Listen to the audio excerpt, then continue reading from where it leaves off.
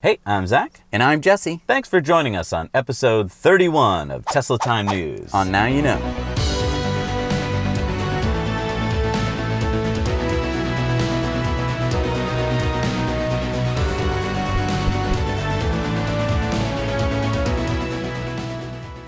All right, so this week, big story about Tesla Advanced Automation Germany, which is that company that Tesla bought last year. It was called like Groman. Groman Engineering, automation, right? And this company's whole job is to work on the automation of the factory, to make the factory that makes the factory. They employ about 680 engineers and technicians in Germany. Mm-hmm. And the big news this week is that Tesla co-founder and chief technology officer J.B. Straubel visited headquarters in Prüm, Germany earlier this month to announce that the company would only be working on Tesla. Right, so this company has clients with basically all the other car manufacturers. Yeah, BMW, Daimler, Bosch. Right. Basically, Tesla's come in and they've said, listen, guys, we need to get the Model 3 out. Mm-hmm. So drop what you're doing. This is what we're focusing on. And at first they said, well, we won't take on any new contracts with these other companies. And then Tesla said, you know what? Can you get out of any of your existing contracts? This has made the workforce pretty worried because over the years, this company has been in business for decades. They have a big client base, which makes your company really, it can weather bad, economic times and stuff. Now, if you're only going to work for Tesla because you are owned by Tesla, what happens if Tesla has a problem? It's true. And also the 74-year-old founder, Klaus Groman, basically they announced during the deal that he was going to retire. So, that has really spooked, I think, a lot of their employees. So, just wanted to let you guys know about this news. May not be a bad thing, but just thought you should know. Yeah, it definitely shows that they're serious about the Model 3. That is the good part, yeah. All right, so some Model 3 leaks and updates. All right, so let's start off with the Model 3 center screen. Yeah, it seems pretty clear now that Elon said that there's not going to be any other screen but this one. As far as we know. And why is that important? A lot of people are getting up in arms about people wanted HUDs. They're like, where's my speedometer going to be? I need it right in front of my face. Basically, what it sounds like is that the center screen is going to house the speedometer. It's going to house basically everything else. Yeah, Elon tweeted a response to this tweet. Omar Manajwala said, distance and time to destination become relatively more important. How will you deliver that? Elon tweeted back, on center screen. Also, center screen will show speed as an overlay that changes opacity according to relevance. So he's made it quite clear that's where you're going to get that information. Okay. So you're seeing some pictures right now. These were released of the Model 3 candidate that just rolled off. Right. And so this is sort of a concept of an idea, an artist's rendition of what we think it's going to look like. It could be that on 1/3 of the screen closest to the driver is where you'll have your speed. Right. And that would put it in a pretty, I'm thinking about it right now, it would put it in a pretty easy to spot place. Right. And it's not too different from some other cars.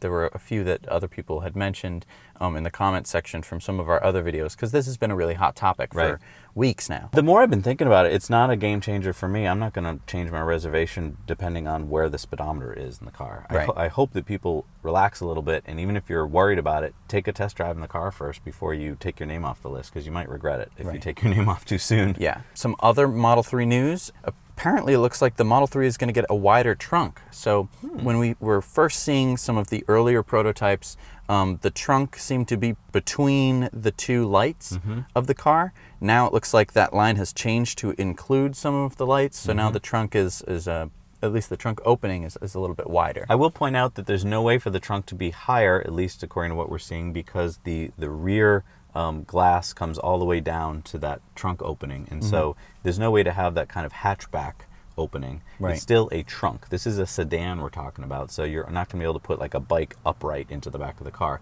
But it does look like it looks like a fairly decent trunk size. That's true. And don't forget that there's also a frunk. That's true. So you have a front trunk and a rear trunk. So that's a lot more storage than you're going to get on a normal sedan. Okay, and so then the last Model 3 news that we have for you today, it looks like, we're not too sure, that the Model 3 might now have 10 cameras instead of just 8. Ooh. Where are they going to put the 2 extra cameras? So it's going to be on the C pillar. So if you think about a car, the A pillar is what's sort of right next to the windscreen. And then the B pillar is the one that goes sort of right over your right shoulder if you're in the passenger seat. And then The C pillar is the one that goes in the back. Now, from these pictures that we're seeing, it's not clear that these are cameras, though. They look kind of different than the ones in the B pillar. So is it possible that these are just sensors of some kind, like ultrasonics, or? So we don't know if these are sensors or if they're cameras or if they're just a prototype camera or if they're just stickers. Like it's really hard to tell from all of these pictures that we get. They're kind of grainy. They don't give a lot of detail, so we can't speculate too much as to what they are. I will say, if they do turn out to be cameras, then if those are cameras, then all the Model S's and X's that'll come out at the same time will probably get them as well, since Elon has announced that basically the Model 3 is not going to have anything that the Model Above and beyond what the Model S and X have. So be interesting to watch. All right, it's time for Solar News. Solar News. So we told you last week how California was producing so much solar that they got above 56% that day. What we've since found out is that for many days in March, between 8 a.m. and 2 p.m., there's been so much solar produced this last month that the price of electricity in California dropped below zero for the period of 8 to 2 in the day. So it cost less than free. It costs less than free. Which means that you can get paid for it. You could get paid for it. So this is the wholesale price of electricity. Yes, so wholesale prices normally run from about $14 a megawatt hour to $45 a megawatt hour. And that's dependent on demand. Exactly, and demand is usually highest around 6 p.m. when people are getting home from work, turning on their air conditioners and their TVs. So this is really interesting. And there's a reason that it's happening in March, in springtime, because basically no one needs to turn on their air conditioner in the middle of the day. Right. And that's when the most solar is being produced. Exactly. In the middle of summer in California, right at noon, for instance, there'd be a lot of air conditioners on, which would be using all that solar power. Right. But for right now, they have to curtail all that power. They have to basically, get rid of it. And this means that you could get paid for using power. This is a huge opportunity. I mean, just think, there's investors right now with you looking at this data going, wait a minute, I could get power for free and then sell it to you later? I want to build batteries. Right. So, I mean, you could store that energy. You could not only get paid from the less than free energy right. that you're getting from the grid because of all the solar. You could then, afterward, you have all of it stored in a battery. Sell it. Then you sell it back to the grid when the demand goes up and the price of electricity goes up. All right, so this next solar story we got from a viewer. I had not heard of this because it's hard to find these stories. This story comes from Turkey, and I don't get the Turkey newspaper every day. That's true. So Turkey's Energy and Natural Resources Minister, Berat Albayrak, has announced that a tender for 1,000 megawatts, that's a gigawatt of solar power plant, will be built in Konya's Karapinar district, which will be held in December. So this plant will power 600,000 homes. Wow. It should cost $1.3 billion. And the power plant will provide jobs for at least 1,000 people. Wow. Now, I did a little math. It was very easy math, actually. Yeah. I took $1.3 billion, divided it by a billion. Okay. And I came up with that's going to cost $1.30 per watt to build this project. Wow. Now, that's pretty amazingly cheap because we're not just talking, yes, solar panels are now down to like 80 cents a watt, something like that. But you also have to build this thing. And, that's true. You know, all and the it's infrastructure. It's going to be giant, and you have to hire people and all sorts of stuff. Right. So for about $1.30 a watt, they're building this solar plant. That is in itself incredible. Yeah. And just so cool that we're hearing about one of the largest solar plants, and the only way we heard about it is because of you, our viewers. So thank you so much. Thank you so much for letting us know. Another cool solar story, which is also a Tesla story here. Panasonic, which is making solar cells at the Gigafactory 2 in Buffalo, has just come out with this news. They're going to be making a panel exclusively for Tesla. So this is going to be a slimmer, it looks really nice. It's sort of a low profile roof solar system that you can put on your roof. Look how cool these pictures just, I already have a cool looking system from Solar City, but this looks even sleeker. And so this is going to be exclusively for Solar City Tesla. Yep. And Tesla will exclusively only use these panels. Yes. So basically if you go on Tesla Energy's website, you can start looking into these panels. They've just put it online. And it looks like they'll start coming out with them this summer. Yeah, so these are 325 watt panels with a 25-year power output warranty. That's really cool. And they're going to be made in the United States. Whoa! Which is amazing. Yeah. I mean, everyone talks about how China is the driving force to bring down solar panel costs. It's nice to be able to have American-made solar panels if you so choose. And our final solar story is that the United States Air Force has just announced that they are coming up with a deployable solar and battery microgrid. So this is interesting. Basically, if you wanted to set up a base somewhere in the middle of nowhere. You'd have to supply it with fossil fuels to run generators. Right, you got to bring tankers full of diesel fuel. Right, all sorts of stuff like that. They've been talking about that this could actually deploy in under an hour. Wow. We are taking what we learned and applying it to a rapidly deployable system. We are looking at something that will be set up and deployed in an hour. If you can power a shelter in 30 minutes and with affordable solar and wind, that's spectacular. And that's a quote from Air Force First Lieutenant Jason Goins. So, I mean, this is really interesting. It shows that, it's not just the hippie people who are interested in solar. This is the U.S. military. Well, maybe it's like a hippie general. Like, maybe he's like I don't throwback think from the so. 60s. And he's like, hey, dude, let's make some solar-powered tents, man. I don't know. I don't think that you're going to find too many hippies in the military. But if we're wrong, just leave us some comments in the comment section down below. But I'm saying, like, that's really cool. It shows that solar is not just for bleeding heart liberal or the it's for the the hippie. conservative It's military. for the conservative military. Yeah. And when you combine those two groups, man, that's basically everything. everybody. All right, some Hyperloop news. Okay, so there's some new pictures of the new 1,640-foot long test track in North Las Vegas Wow, from that's like Hyperloop One. That's like more than a quarter of a mile. Yeah. And they have put on a competition of sorts to find out where to put Hyperloops. Oh, cool. So it definitely seems like Dubai is going to be the place to first get Hyperloops because they want it and they have the money, They probably. want it and they have the money. So there'll be 35 finalists that'll be in the final group, and out of those 35 finalists, there'll be 3 groups chosen to work with Hyperloop One for financing and engineering to get their project built. And what Hyperloop One just announced is that the 11 U.S. finalists have been announced. You can see the list here. And woohoo! Looks like we're going to Providence, Rhode Island, man. Boston to Providence Take is the one of the... Hyperloop. I wonder how long that'll take. Probably not like 10 12 minutes or yeah. something. So that is super exciting. Definitely look and see if there's one in your neck of the woods or going somewhere that you think would be interesting. Yeah, I don't think Europe's been announced yet, but those groups should be announced fairly soon, I think. Yep. All right, so I know you like fancy, fast cars, Jesse. Love fast cars. And this one's electric, so that's all the check marks, Boom, right? that's so everything. You got an extra $1 million? Because why? here's a company, we've talked about Kreisel before. This is a company that retrofits cars. We saw a few weeks ago Arnold Schwarzenegger had a nice big SUV converted to electric. Yeah. Well, this is a Porsche 910. I don't think I've ever seen I a think they only 910. made like 35 of these. And this one's been converted to electric. It still doesn't have Model S specs, though, which I kind of thought was funny. It can go 0 to 60 in 2.5, so that means you could kind of keep up with the Model S. That's ludicrous. I think its top speed is faster than a Model S. It's 186 miles an hour, so that's fast. Okay. Like I said, it's $1 million, so for that you could buy a bunch of Model S's. That is funny. I don't quite understand the appeal. I mean, I guess if you're a Porsche guy, and I'm sorry, I would like to address Porsche, okay? I'm sorry, I've been saying it wrong this whole time. Oh, it's Porsche? Oh. We've been getting so many complaints in our comment section. Oh, I didn't know that. I thought it was Porsche. Our mistake. It's Porsche. Okay, Porsche. I guess is the official way to say it. Gotcha. I've always said Porsche. Okay. Now, Porsche, the designer, actually designed the VW Bug. Really? Yeah. I didn't know that. I didn't know. He was a good friend of Adolf's. Oh. Yeah. That's Just some news. so like the original. The original Porsche. I don't think today, though. Okay. Yeah. Interesting. This one might fit into the ironic category. Yes, a lot of irony here. Yes. Almost every bit of it is irony. So the Kentucky Coal Mining Museum in Benham, Kentucky, they wanted to save some money on their electricity costs. Right. So what do you think they... They probably looked around and said, wait a minute, we got big chunks of coal like right here in front of our institute. Let's use coal to save money. Right. No, they actually chose solar panels. What?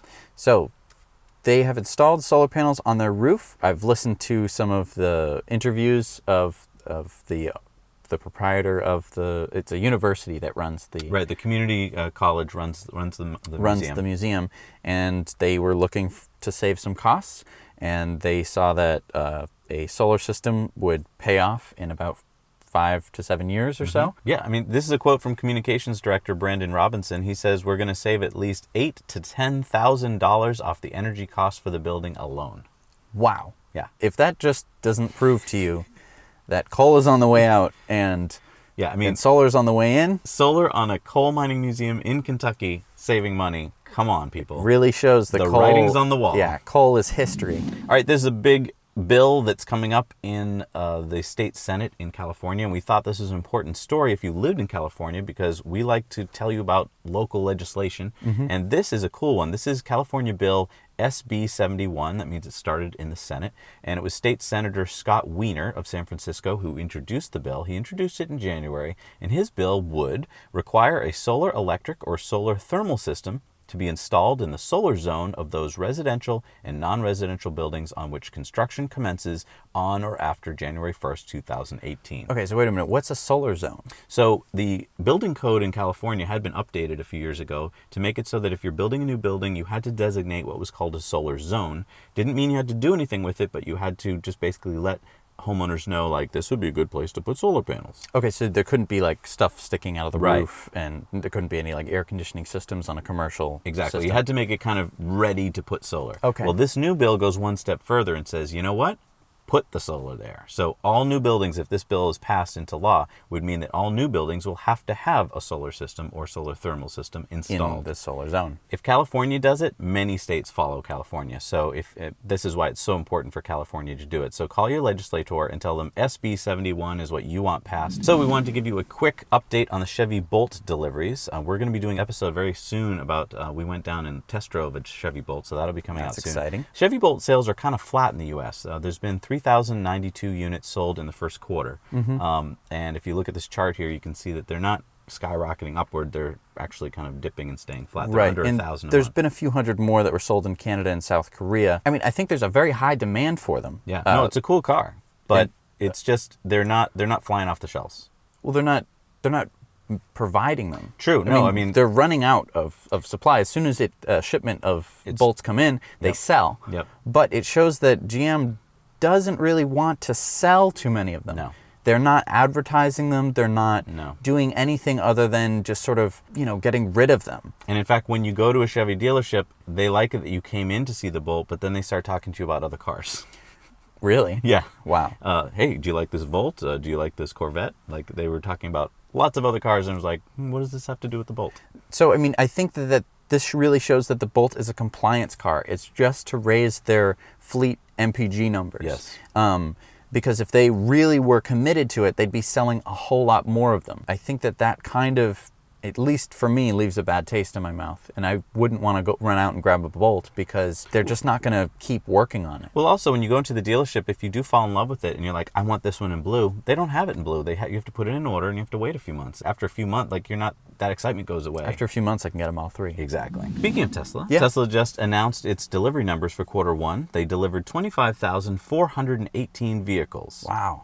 13,450 were Model S's and 11,550 were Model X's. Look how close those two numbers are. Wow, that's to each other. amazing. Yeah, this was their highest quarter on record, and it represents a 69% increase over quarter one from just a year ago. Wow. 69% increase. That's a huge increase. Yes. So some bad news here for Tesla.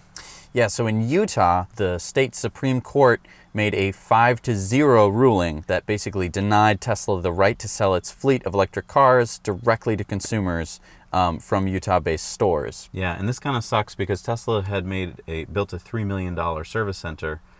So they can still service cars, but they can't sell them in the state. You have to go outside of Utah to buy your car. Which, to me, is just dumb because now they're losing out all of that tax revenue. Yes, it's just so short-sighted. It's very dumb. Yeah. I can't believe that they're doing it. I mean, I can believe that they're doing it. It's the dealers associations are so strong that are just so scared of Tesla. But some good news. Good news. Last week we talked very briefly about SpaceX's refurbished Falcon 9 launch. That's right. We really didn't get into many of the details, and a lot of them are coming out. There was a press conference with Elon, and he really just cool. sort of answered just every question that people threw at him. Yeah, you should watch this if you can. I mean, the audio's not great, but so much cool information here. So we'll just post give you, the link. Refurbishing the rocket saves a ton of money, and we found out how much. So the rocket costs about $60 million.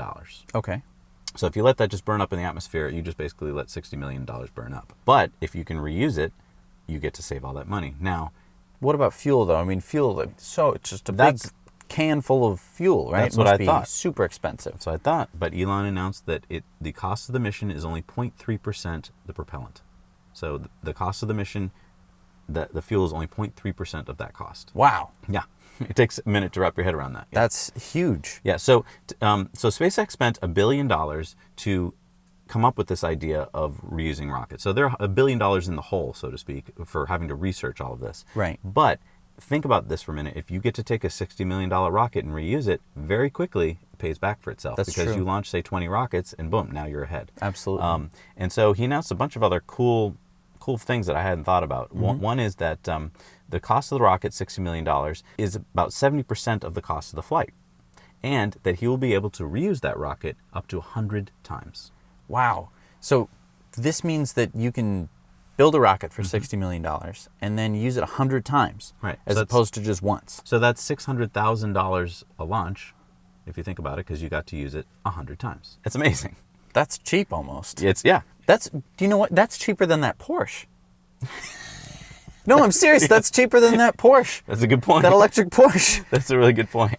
Wow. Here's another cool thing. During that press conference, Elon, one of his assistants, comes over with a phone and shows him a story that during the landing of the rocket, not only did they get the rocket back, the fairing. Now, explain to us what the fairing is. So on a rocket, you have to launch it out through the atmosphere, and it has to go very, very fast. And if you've ever stuck your hand or your head out of a car window moving at, say, 60 miles an hour, you can feel it.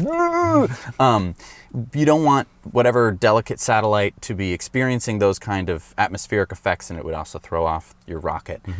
So you put a fairing on it. It's basically just a nose cone that once you get into space, you go boop, and it flies away. So get this. The fairing cost $6 million.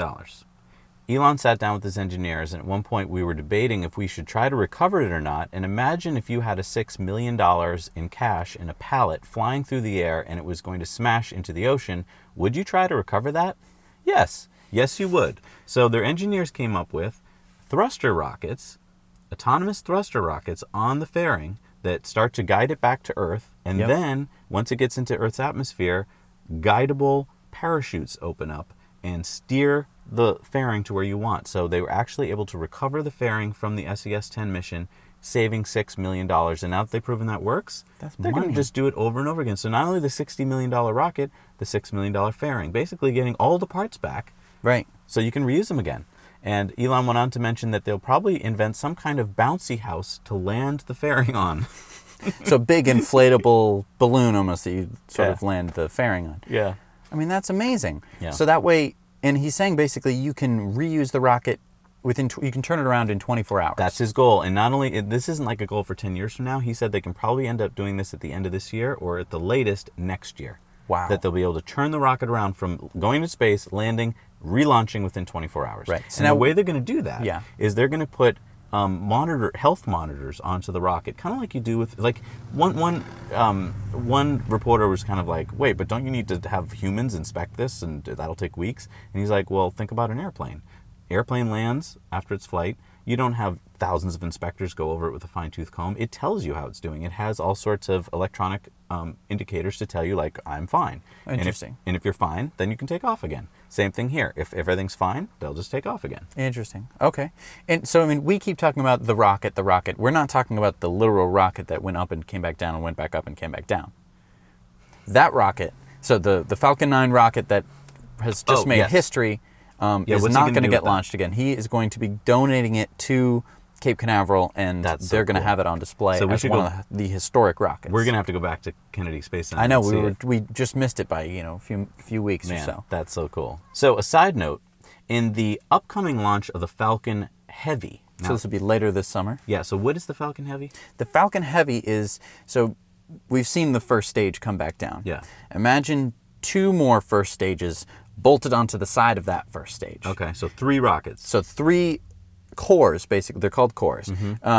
3 cores to get it up into space. Okay, so you're taking all of that extra power, all of that delta V, as it were, and you're bolting it onto the side of the rocket, and that's going to allow you to get that rocket to, like Mars or something.